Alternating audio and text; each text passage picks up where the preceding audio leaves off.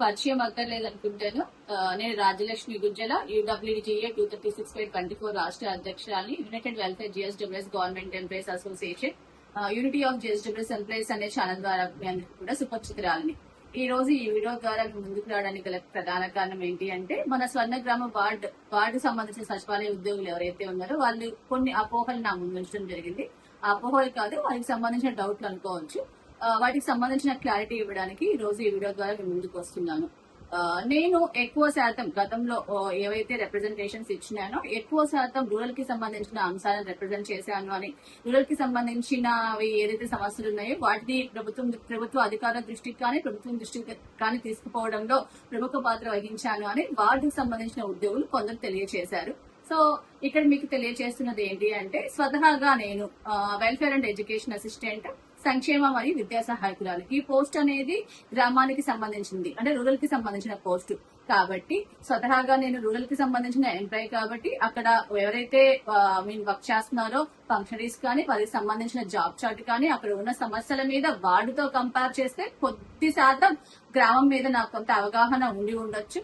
కాబట్టి ఎక్కువ శాతం అంశాలను అక్కడ నేను రిప్రజెంటేషన్స్ పరంగా గ్రామం కానీ వార్డు కానీ ఏదైనా ఉమ్మడి అంశాల ప్రాతిపదికన మనం తీసుకున్నప్పుడు ఆటోమేటిక్ అడ్వాన్స్ స్కీమ్ కానీ, నోషనల్ ఇంక్రిమెంట్స్ కానీ, BLO డ్యూటీలు కానీ, సర్వేలకు సంబంధించిన ఇంటెన్సిటీ లెవెల్స్ తగ్గించడం కానీ, ఇవన్నీ రూరల్ అయినా అర్బన్ అయినా గ్రామం అయినా వార్డ్ అయినా ఈ రెండిట్లో ఆ అంశాలన్నీ కూడా ఒక్కటే. కానీ కొన్ని సమస్యలు గ్రామంలో ప్రత్యేకంగా రైజ్ చేయడానికి గల కారణం నేను గ్రామానికి రూరల్ కి సంబంధించిన పోస్ట్ లో ఉండడం వల్ల వాటికి సంబంధించిన అంశాలు ఎక్కువగా నేను నా వాయిస్ ఇచ్చుండొచ్చు.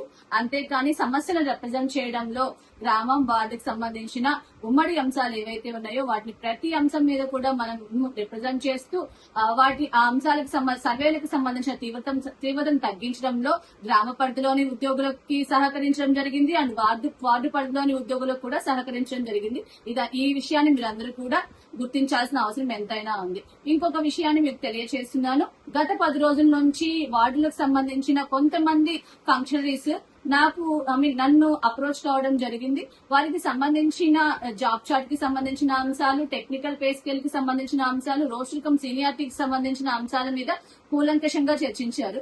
సో వారితో చర్చించిన తర్వాత నాకు అర్థమైంది, నేను అవగాహన చేసుకున్న అంశం ఏంటంటే, వారు ఏదైతే అంశాలను నా ముందుకు తీసుకుని వచ్చారో ఆ అంశాలన్నీ కూడా న్యాయబద్దమైనవని, వారికి సంబంధించి టెక్నికల్ పే స్కేల్ ఏదైతే వాళ్ళు రైజ్ చేస్తున్నారో అది కూడా పూర్తిగా వారికి న్యాయబద్దంగా వారికి రావాల్సిన హక్కు అని ఖచ్చితంగా మన సంఘం విశ్వసిస్తుంది. మన సంఘం నుంచి వారికి పూర్తిగా మద్దతు ఇవ్వడానికి సిద్ధంగా ఉన్నామని మీకు తెలియజేస్తున్నాను.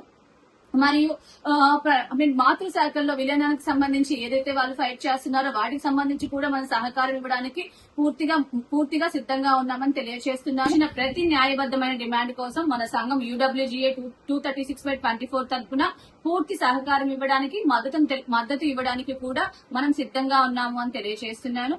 సో ఇక టెక్నికల్ పే స్కేల్ కి సంబంధించి వాళ్ళు కొన్ని అంశాలను లేవనెత్తారు. ఇక్కడ ఒక్కటి మన ఉద్యోగులందరూ కూడా గమనించాలండి. ఇది కలగూర గంప లాంటి వ్యవస్థ. ఈ వ్యవస్థలో 22 ఫంక్షనరీస్ ఉన్నారు.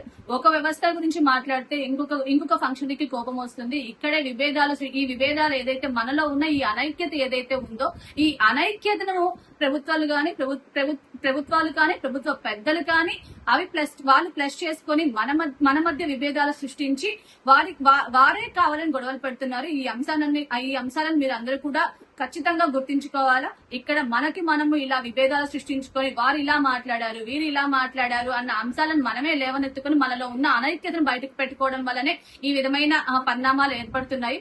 నిజాయితీగా నిస్వార్థంగా పోరాడే వాళ్ళు మన హక్కుల గురించి, మనకి సంబంధించిన అంశాలు, ఉమ్మడి అంశాలు ఏదైతే ఉన్నాయో ఎటువంటి స్వార్థం లేకుండా ముందుకొచ్చే వాళ్ళు కొందరే ఉంటారు. ఆ కొందరికి మీరు సహకారం ఇస్తే ఖచ్చితంగా వ్యవస్థలో సానుకూలమైన ఫలితాలు పొందుతారని మీ అందరికీ తెలియజేస్తున్నాను. కాబట్టి ఇక్కడ వార్డు ఉద్యోగులు ఇంకా భవిష్యత్ మనం గతంలో కూడా వార్డుకు సంబంధించిన అంశాలను ప్రస్తావించడం జరిగింది. లేదు మీరు ఏదైనా కొంత శాతం మనం ప్రస్తావించలేదు అని మీకు అనిపిస్తే భవిష్యత్తులో ఖచ్చితంగా గ్రామము లేదు, వార్డు లేదు, అందరూ మనకి ఇక్కడ సమానమే. ఇక్కడ ఎటువంటి విచక్షణ లేదు. సో అన్ని అంశాల మీద మనం ఖచ్చితంగా పోరాటం చేయడం జరుగుతుంది. ఇక్కడ గ్రామ వార్డు సచివాలయ ఉద్యోగులకు సంబంధించి ప్రతి అంశాన్ని మన UWGA 236/24 ద్వారా ముందుకు తీసుకెళ్ళడానికి మనం ఖచ్చితంగా ముందుంటామని మీ అందరికీ తెలియజేస్తున్నాను. ధన్యవాదములు.